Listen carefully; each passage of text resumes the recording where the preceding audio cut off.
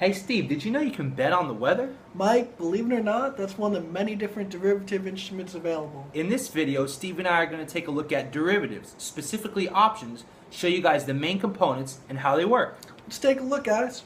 Now, Mike, before we get going, let's take a step back and talk about what derivatives are. Derivatives are often confusing, but the definition is fairly straightforward. A derivative is a security that derives its value from an underlying asset, hence its name. Mike, could you tell me about some of the popular derivatives out there? Yes, Steve, some of the most commonly traded derivative instruments include energy, foreign exchange rates, interest rates, agriculture, real estate, and the weather. Now, Mike, derivatives are often used for hedging, which is risk reduction, or speculation, people trying to get rich. Now let's talk about options. So what is an option? An option is a contract that somebody enters into that gives them the choice or option to buy or sell a specific security at a specific time for a specific price, also known as the strike price. Now, Mike, these differ from futures and forwards because, as you said, an option grants you that option. Now, a future or forward, you have an obligation to either fulfill that contract or have an equal and opposite position so that they cancel each other out. Now, let's talk about going long and short on options. So there are two positions you can have. You can have a long position or a short position. In a long position, it gives you the option to buy. Now, in the short position, you're also said to be writing the option. You have the option to sell.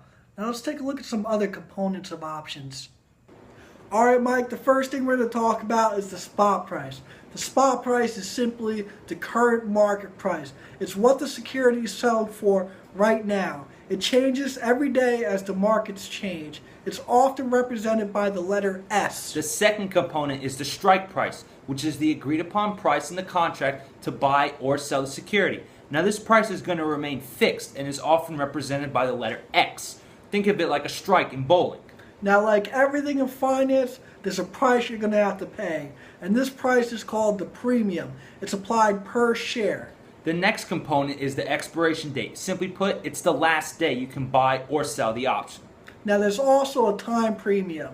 Now, as the option has more time to expiration, it's more valuable because there's more time that option can move into a favorable position for you. The next component is interest rates. And like we talked about in our last video, interest rates relate to every financial instrument out there. Surprise, surprise. When interest rates rise, the price of a call premium will increase, whereas the price of a put premium will decrease. So now we're going to talk about volatility. More volatile, more value. And this is because the security can swing into a favorable position easily if it's more volatile. The next component is dividends. Dividends is simply a cash flow out. So when this dividend is paid, the stock price is going to be affected. Inherently, the price of the option will change.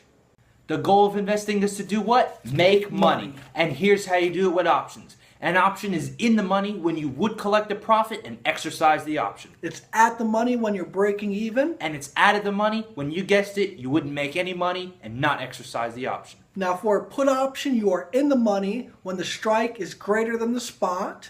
It is at the money when the strike equals the spot, and you are out of the money when the strike is less than the spot. Now for a call option, it's the exact opposite. A call option is in the money when the spot price is higher than the strike price. It's at the money for the same as a put when the strike and the spot price are equal. And a call option is out of the money when the strike price is higher than the spot price. Now let's take a look at some graphs. Alright everyone, let's take a look at the graph for a call option. If you remember correctly, we can have two positions, long and short. Let's start with a long position. As you can see here, we have our strike price labeled, which is represented by X. We have our BE, which stands for our break-even point, and anything past our break-even point going up on a long position is going to be our profit.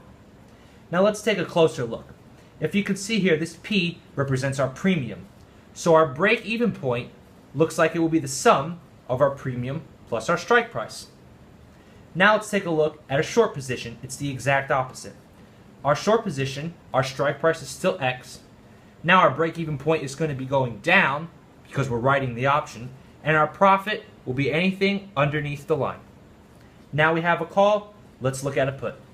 Okay, Mike, let's talk about the graph of a put option. Down here we have a long put.